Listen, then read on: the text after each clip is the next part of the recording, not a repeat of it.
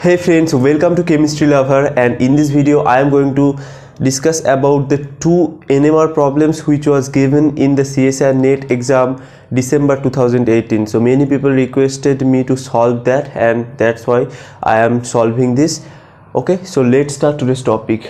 So you can see this is the first problem, which is problem number 85 from the booklet B, right? So here three datas are given. The first one is 4 signals at 120 to 150 ppm, the C13 value. This is basically the C13 value, the delta values. Then 2 doublets at 6.8 to 8.5 and IR stretching frequency at 1724, and these 4 compounds are given. You have to choose which will be the correct compound, right?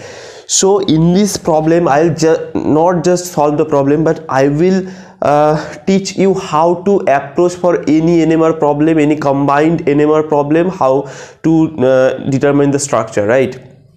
So there are 4 problems, and by using this data one by one you can eliminate 1 or 2 structures, and finally you can come with the solution.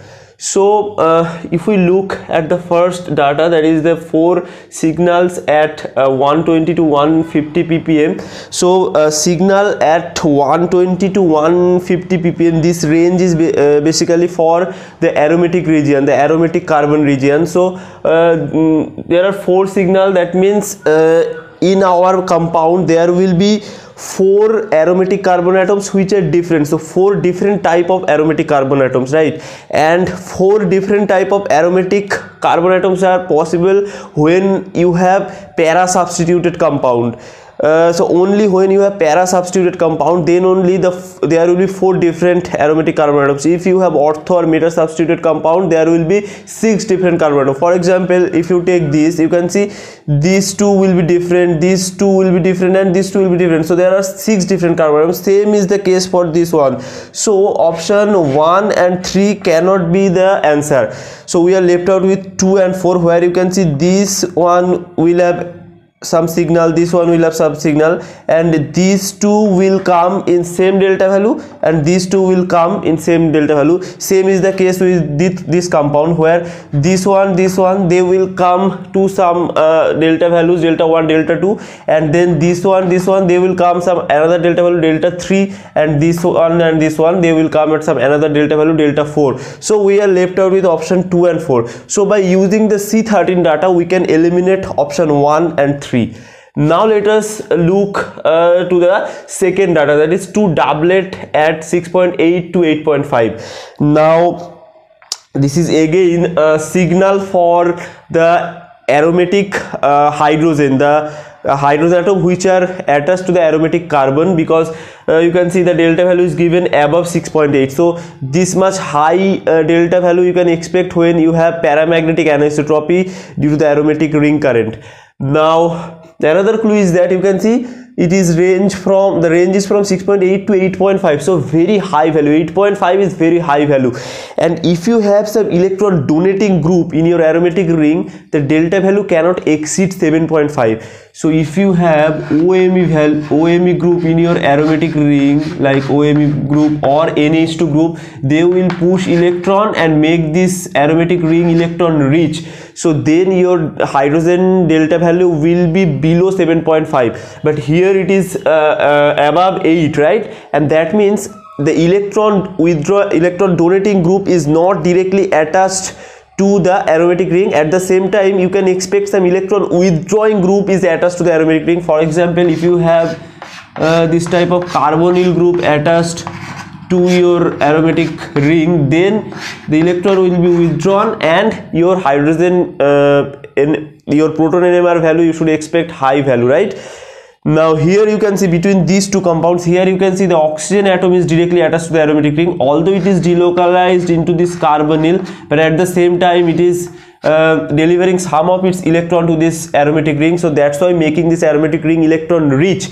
So this cannot be our option, whereas here you can see this carbonyl group is directly attached to the aromatic ring, so it will withdraw electron and makes this aromatic ring electron deficient. So then your proton NMR value you can expect higher value. So this implies option 2 will be correct option.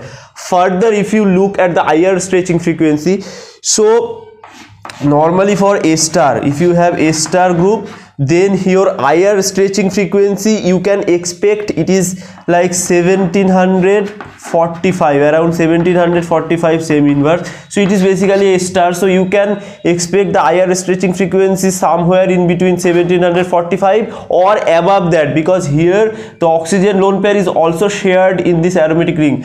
So if this was your compound, it is expected at 1745 or above that, but here the value is 1724. So that means the carbonyl, the double bond character of carbonyl group is very much reduced, and this is possible here because you can see it is a cross conjugated system, and the oxygen lone pair as well as this aromatic ring both are delivering electron to this carbonyl group, and that is making the carbonyl double bond more weak, right? So that's why it will come at 1724. So by validating all this data, we can say option 2 is the correct answer, right? Now let us discuss about the second NMR problem.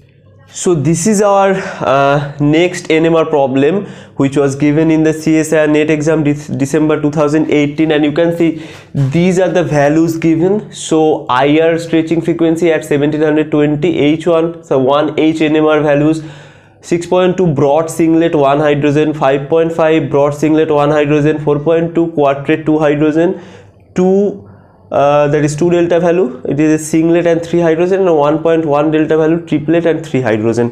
Now in this problem I will show how you can use that NMR chart which I was discussed in one of my videos, and that was basically from Claydon book. So that chart we will be using here. Now first of all, you can see 1720 stretching frequency.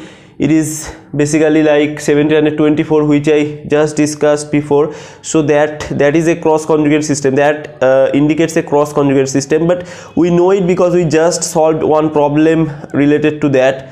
So we can expect cross conjugate system like this one, so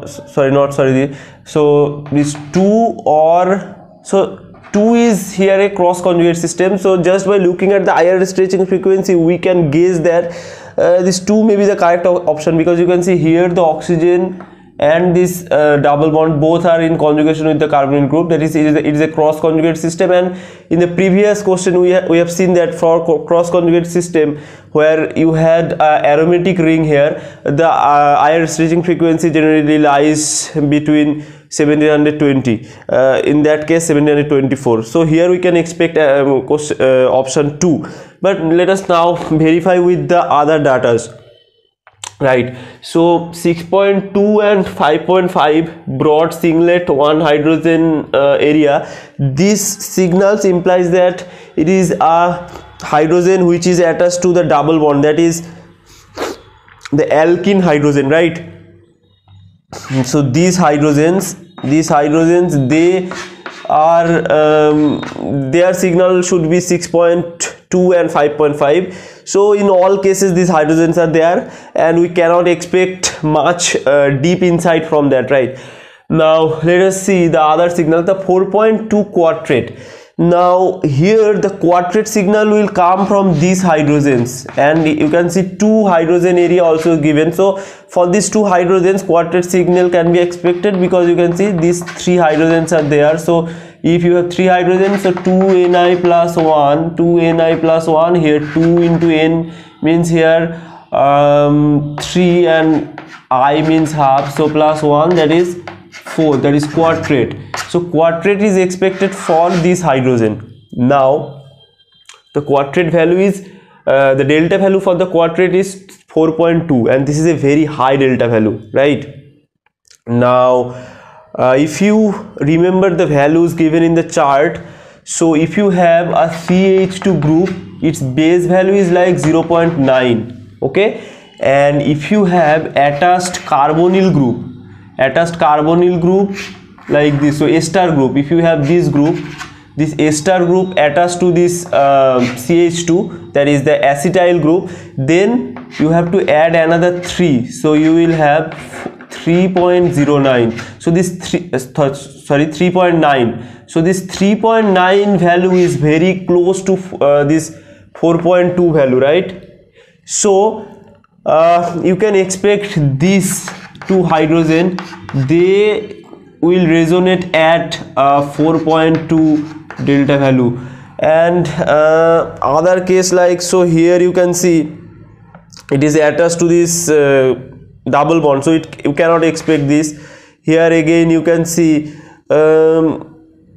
this is attached to only this carbonyl group, not this oxygen, so you cannot expect this. So your CH2 group or CH2 carbon has to be attached to this oxygen and then this CO group. So only the situation is here. Here you can expect, because this carbon is attached to the oxygen, but again you can see the carbonyl group is not just behind this oxygen, but it is somewhat further, right? But we know that mesomeric effect doesn't depend on distance, but this is the perfect case.